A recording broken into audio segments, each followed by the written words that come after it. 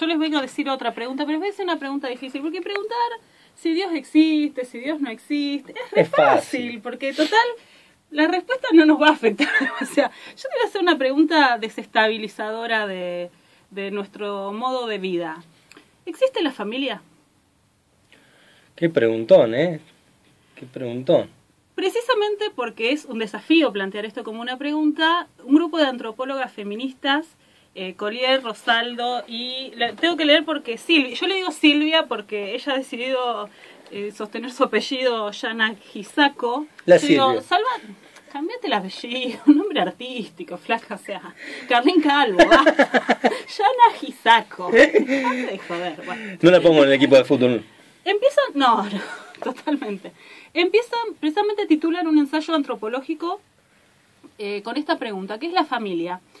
Y ellas lo explican en el primer párrafo por qué le ponen este título, y es para que se dé cuenta el lector, en el mismo momento donde toma ese ensayo, la cantidad de cuestiones que nublan su entendimiento sobre esta cosa tan simple y tan puesta como dada y como hecha en nuestra sociedad.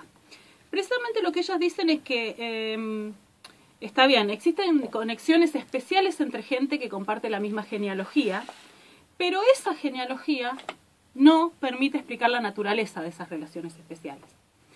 Y que estamos tan nublados por el culto a la familia que tiene nuestra sociedad contemporánea, y que contemporánea digo que viene hace unos años, que nos desprendemos de la pregunta fundamental y de la profunda importancia que tiene las ideologías sobre las relaciones íntimas que atraviesan cada cultura.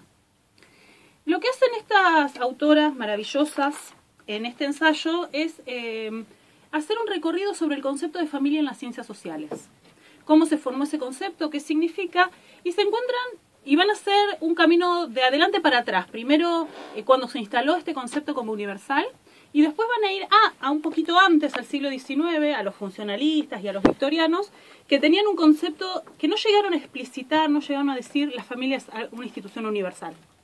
Pero sí un antropólogo fundamental para la historia de la antropología, sobre todo el creador o el sistematizador del método etnográfico, que es este método por el cual el antropólogo se instala en una cultura, aprende su lengua, convive, y a partir de ahí surge la monografía antropológica, y no como a modo del historiador, como hacían los primeros, que era por oídas, por recopilación de información, pero no por vivencia. Malinowski en 1913 publica un libro que recopila sus experiencias con diversas culturas de Australia, y en ese libro explicita que la familia es universal, que el concepto de familia es universal. Obviamente a nosotros, por lo menos hoy en día, ya nos hace ruido cualquier cosa que digan que es universal. Pero estamos hablando del contexto del siglo XIX, principio del siglo XX, donde querían universalizar todo, ¿no? Y universalizar muchas veces significó asimilar a los conceptos de la cultura occidental industrial, ¿sí? De esa industrialización que necesitaba bases científicas para sostenerse, reafirmarse y expandirse, ¿sí?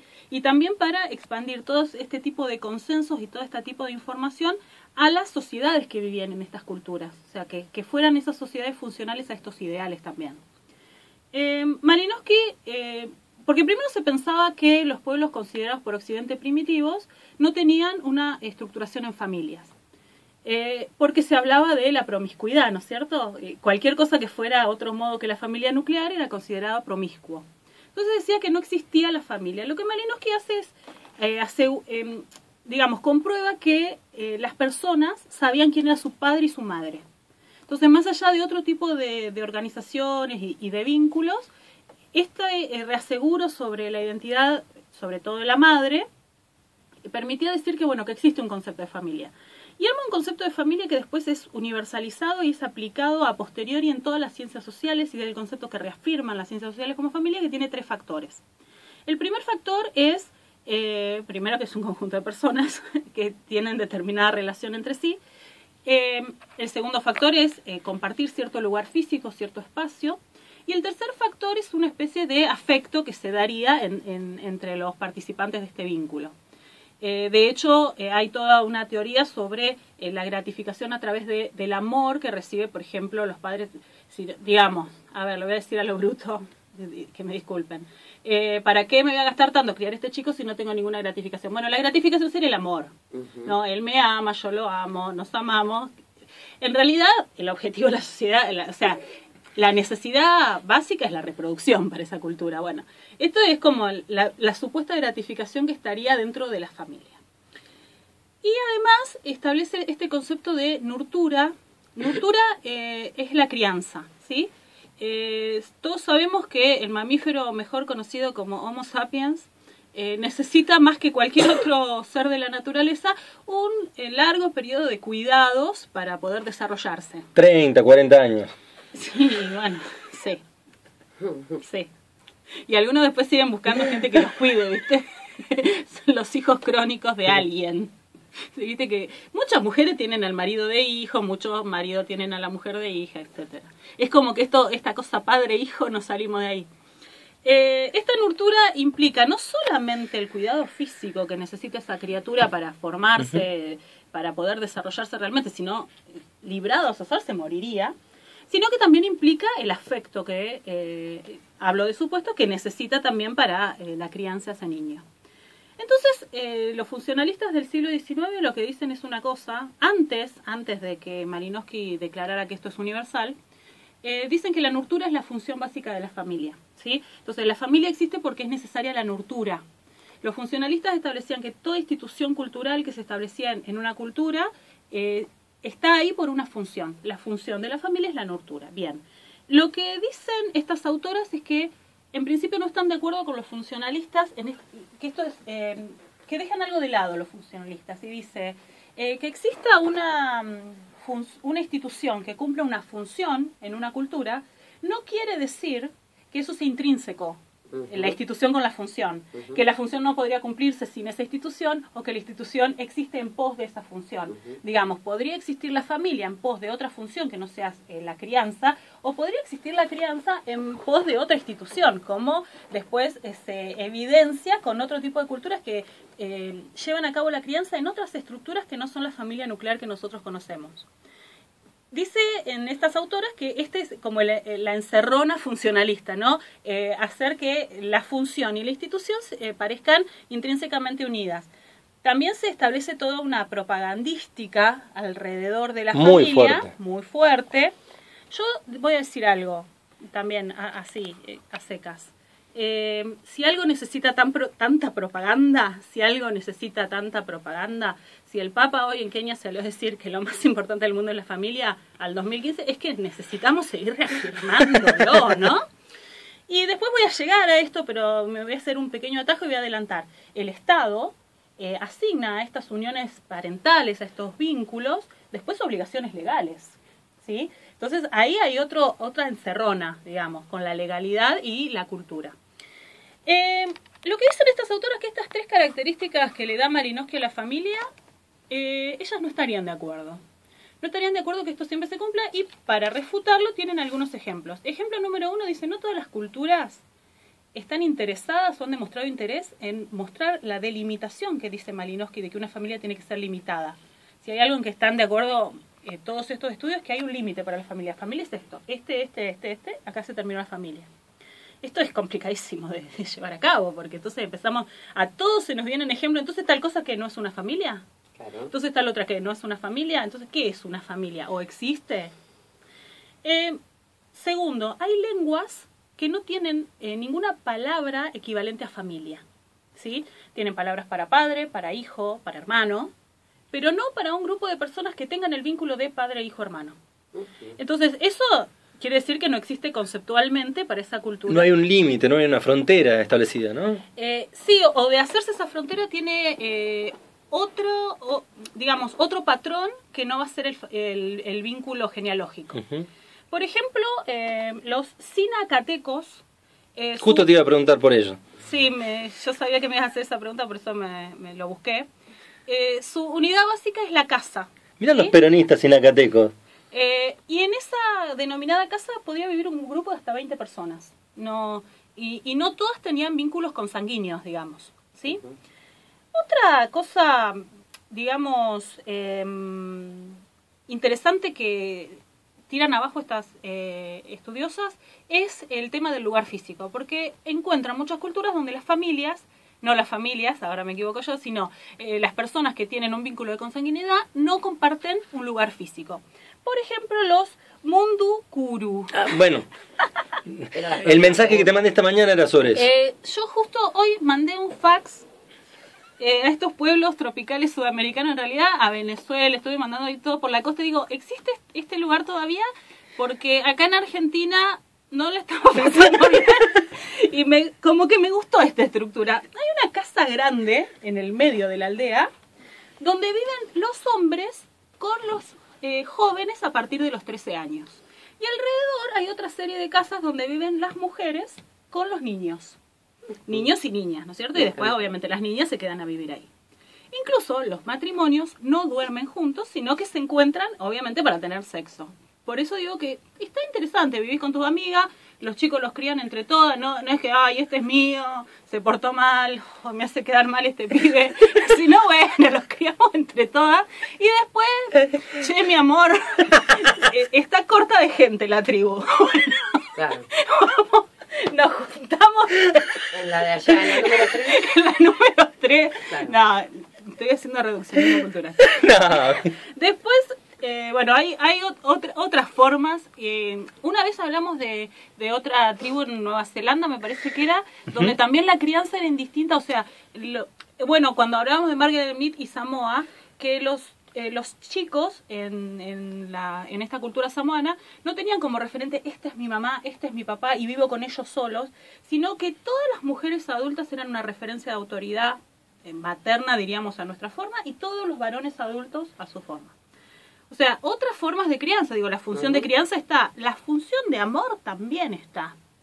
Ya sabemos, y lo ha dicho Margaret Mead, no lo voy a decir yo para que no me incendien a la salida, que esta cuestión de la exclusividad en el vínculo afectivo, como que te deja un poquito, tocate un tango para tu adultez, ¿no? Porque tuviste una sola figura de hombre, una sola figura de mujer en la que pusiste todas las expectativas, ellos pusieron todas las expectativas en vos.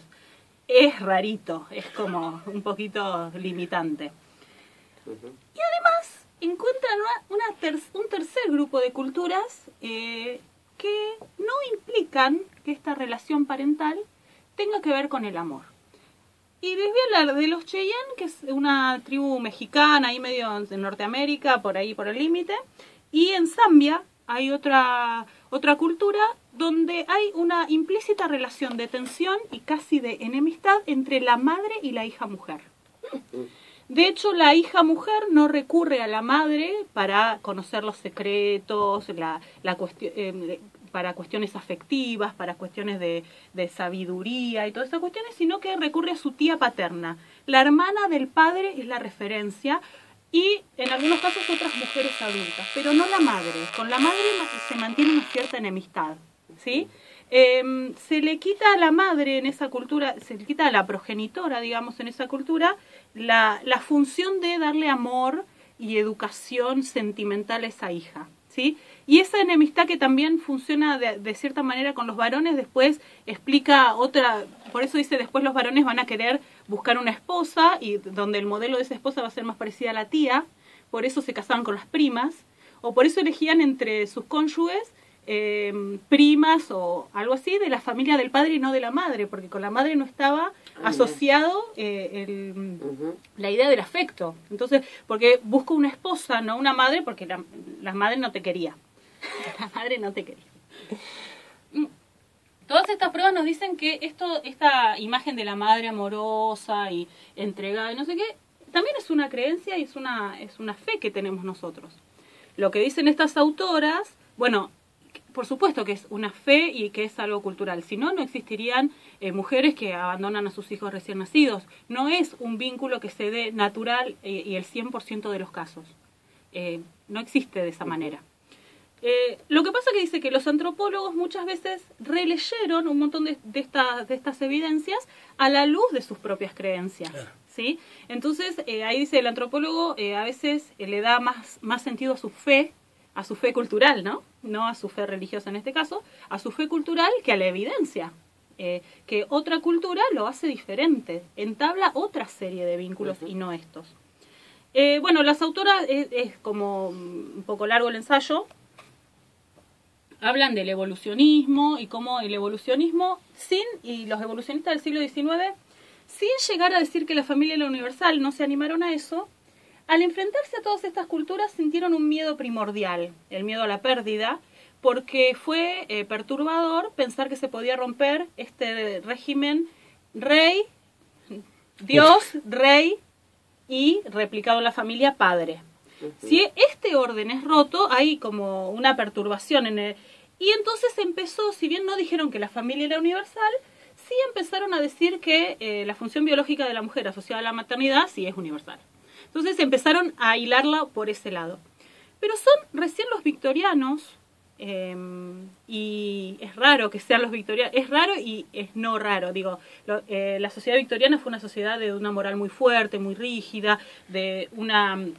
digamos, una represión de las costumbres sexuales, de una oda a la familia y a la moral dentro de esa familia, y precisamente ellos son los que dijeron, los que llevaron más allá de la nurtura el concepto de familia. Siempre estoy hablando antes de Malinowski, fui de adelante para atrás. Ellos decían que la familia es una unidad moral, ¿sí? Entonces ahí, en ese vínculo, en esa unidad moral, se establecen ciertas reglas y lo que se da la primera ruptura entre el orden de lo exterior, un mundo externo manejado por la política y donde el hombre también es el protagonista, y un mundo interior que es la familia. Todas estas definiciones, digamos, nos llevan a decir, bueno, ¿qué es la familia? Entonces, ¿es una unidad ideológica o es una unidad funcional? Poder ver a la familia como una unidad ideológica nos permite hacer muchas relecturas, como decía, de las políticas de Estado que legalizan las obligaciones entre los vínculos parentales, ¿sí? Si quisiéramos hacer un análisis de nuestra sociedad actual y nuestra legalidad, tenemos un montón de cuestiones como la adopción, como un montón de leyes que apuntan a estas cosas, ¿no? Y que permiten, digamos, hacer una proyección diferente. Las autoras, ¿cómo conciben la familia? Entonces, como conclusión, y para qué esto, o sea, comprenden a la familia no como una cosa dada para satisfacer una necesidad dada, sino como una construcción ideológica de cada cultura. En la nuestra es muy fuerte y en nuestra cultura está completamente atravesada por la industrialización. El concepto de familia que nosotros tenemos fue funcional al proceso de mercado y de industrialización.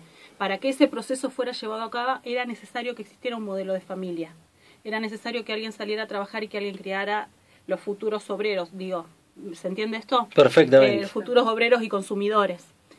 Y eso tiene que estar rodeado de una mítica, porque sí, esa es la mítica que se va enredando.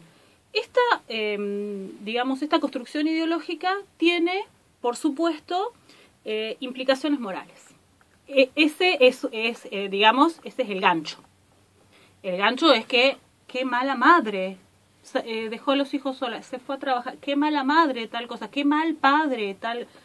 qué mal hijo que no fue a visitar a la madre. O sea, esa cuestión de juzgamiento, hay implicaciones morales en el concepto de familia, si lo analizamos desde este lugar, que es una construcción ideológica y que es la concepción que tiene cada sociedad de esto. Digo, el culto a los ancianos de Japón, como el no culto a los ancianos nuestro, porque nuestra sociedad tiene una tendencia como a mirar para otro lado, sí, tal cual, que de no hacerse cargo, o de verlo como una molestia, como no una utilitario. carga. Exacto. Esto nos permite como una reelaboración del pensamiento con respecto a la familia, ¿sí? Verlo realmente como esta unidad que estuvo muy implicada en, digamos, las autoras lo que llegan a decir es que esta construcción ideológica con implicancias morales está íntimamente unida al surgimiento del Estado moderno. Esta concepción de familia. Y eso es lo que quería comentarles. Si no, como que no quiere cosa. Hay un libro, no recuerdo.